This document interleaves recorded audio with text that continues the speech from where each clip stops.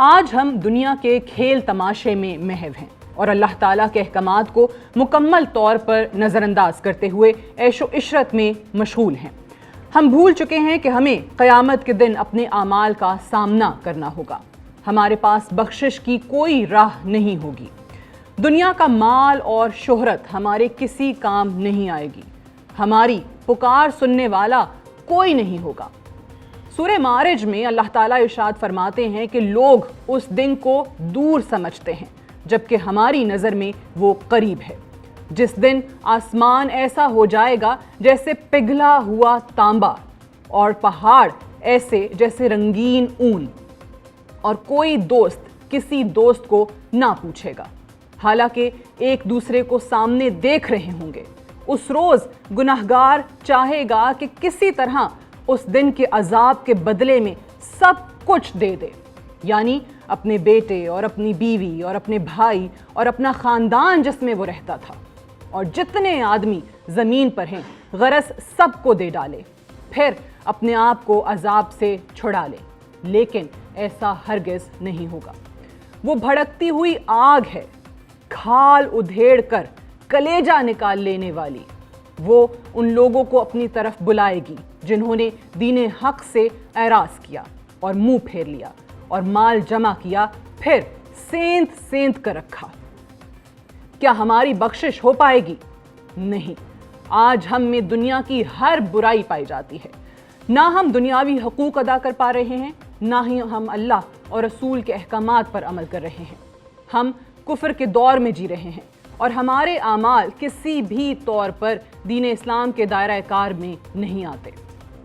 آج ہم منافق بھی ہیں اور ہم میں تکبر بھی پایا جاتا ہے۔ سود بھی ہماری زندگیوں میں بسیرا کر چکا ہے اور شرک کی بیماری بھی ہم میں آ رہی ہے۔ حلال اور حرام کی تمیز ہم بھلا چکے ہیں۔ ہمارے معاشرے میں رشوت کی بیماری عام ہو چکی ہے، حالانکہ رشوت کا لینا اور دینا دونوں حرام ہیں۔ ہم مال کی محبت میں اپنی آخرت کو بھول رہے ہیں۔ نہ ہمارے ہاں انصاف کے ادارے کام کر رہے ہیں، نہ ریاست اپنے فرائض ادا کر رہی ہے، اور نہ ہی ہم انفرادی حیثیت میں فرمان الہی پر عمل کر رہے ہیں۔ ہم مسلمان کہلانے کے حقدار نہیں ہیں۔ ہمارے اعمال دین اسلام کی تعلیمات سے کوسوں دور ہیں۔ سورہ تکاثر میں اللہ تعالیٰ فرماتے ہیں کہ تم لوگوں کو زیادہ سے زیادہ اور ایک دوسرے سے بڑھ کر دنیا حاصل کرنے کی دھن نے غفلت میں ڈال رکھا ہے، یہاں تک کہ اسی فکر میں تم لبے گور تک پہنچ جاتے ہو۔ ہرگز نہیں، عنقریب تم کو معلوم ہو جائے گا۔ پھر سن لو، ہرگز نہیں، عنقریب تم کو معلوم ہو جائے گا۔ ہرگز نہیں، اگر تم یقینی علم کی حیثیت سے اس روش کے انجام کو جانتے ہوتے تو تمہارا یہ طرز عمل نہ ہوتا۔ تم دوزخ دیکھ کر رہو گے، پھر سن لو کہ تم بالکل یقین کے ساتھ اسے دیکھ لو گے، پھر ضرور اس روز تم سے ان نعمتوں کے بارے میں جواب طلبی کی جائے گی۔ سورہ جمعہ میں آتا ہے کہ ان سے کہو جس موت سے تم بھاگتے ہو وہ تو تمہیں آ کر رہے گی، پھر تم اس کے سامنے پیش کیے جاؤ گے جو پوشیدہ اور ظاہر کا جاننے والا ہے، اور وہ تمہیں بتا دے گا کہ تم کیا کچھ کرتے رہے ہو۔ ہم موت سے نہیں بھاگ سکتے۔ اللہ تعالیٰ ہمیں جھنجھوڑنے کی کوشش کر رہے ہیں۔ ہمیں دنیا پرستی کے برے انجام سے خبردار کیا جا رہا ہے۔ ہم اپنی آج کی زندگی کو دیکھیں تو ہم مرتے دم تک زیادہ سے زیادہ مال و دولت، عزت و شہرت، عہدہ و منصب حاصل کرنے اور ان پر فخر کرنے میں لگے رہتے ہیں۔ ہماری خواہش ہوتی ہے کہ دنیا کی ریس میں سب سے آگے نکل جائیں۔ آج نفسا نفسی کا دور چل رہا ہے، نیکی بدی کی تمیز ختم ہو رہی ہے۔ ہم قبر کی تاریک کوٹھری اور میدان حشر سے غافل ہو چکے ہیں۔ لیکن اگر ہماری زندگیاں اسی طرح چلتی رہیں تو ہماری منزل واضح ہے جس سے ہمیں کوئی بچا نہیں سکے گا۔ ہم جانتے ہیں کہ ہماری حقیقت کیا ہے۔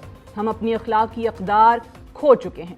عیش و عشرت کی تلاش میں ہم قیامت کے دن کو بھول چکے ہیں۔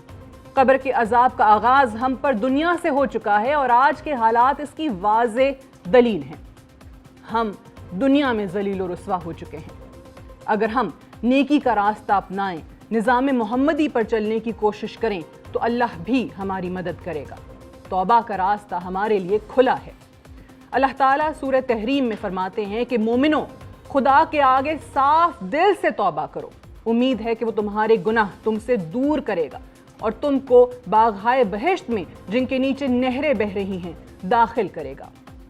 اس دن پیغمبر کو اور ان لوگوں کو جو ان کے ساتھ ایمان لائے ہیں رسوا نہیں کرے گا، بلکہ ان کے آگے اور داہنی طرف روشنی کرتا ہوا چل رہا ہوگا۔ آج خود سے سوال کریں کہ کیا ہم موت سے بھاگ سکتے ہیں؟ کیا ہم روز قیامت سے بھاگ سکتے ہیں؟ ہم اللہ کی پکڑ سے بالکل نہیں بھاگ سکتے۔